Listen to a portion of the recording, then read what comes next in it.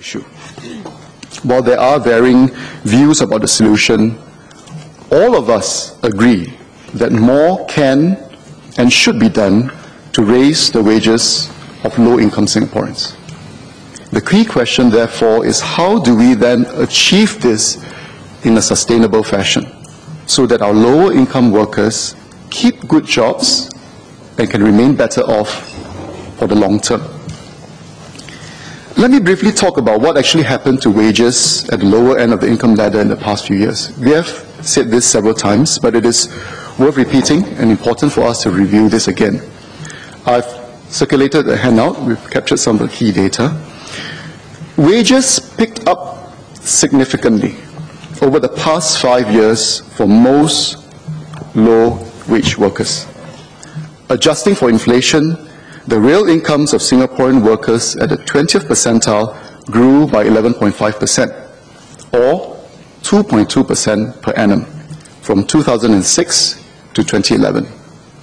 This contrasts against the decline of real incomes in the first half of the decade, 2001 to 2006, where we experienced two significant recessions, and lower-wage workers were hit particularly hard.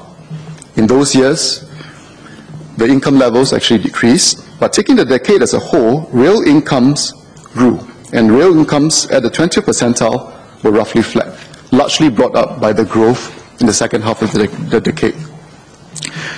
Next, let us look at the income growth from the household perspective.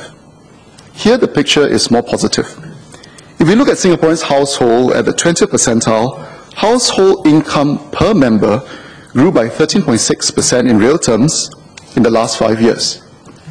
Last year, those in the bottom 20%, in fact, saw the highest percentage growth in income per member. The average of the first decile, in other words, the average of the bottom 10%, saw income growth of 6.8% after adjusting for inflation. And the second decile saw real income growth of 5.2%. This is higher than what households in the upper deciles experience. As a result of the stronger growth in the last 5 years, our low-income household also saw growth in their real incomes over the decade as a whole. So at the 20th percentile, incomes per household member grew by 11.7% in real terms from 2001 to 2011. So let me just repeat, at the 20th percentile, incomes per household member grew by 11.7% in real terms from 2001 to 2011.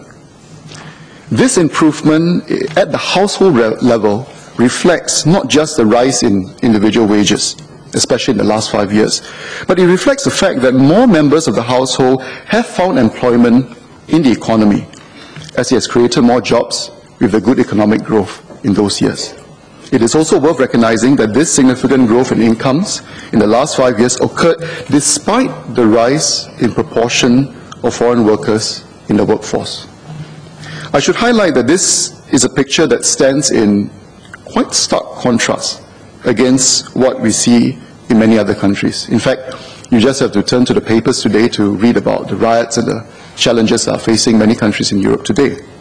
The global financial crisis, coming on top of the powerful structural forces of globalization and technological change that we all face, have led to Europe and the US being mired in high unemployment, low job creation, and dismal or negative real income growth for both low-income families and especially those in the middle as well.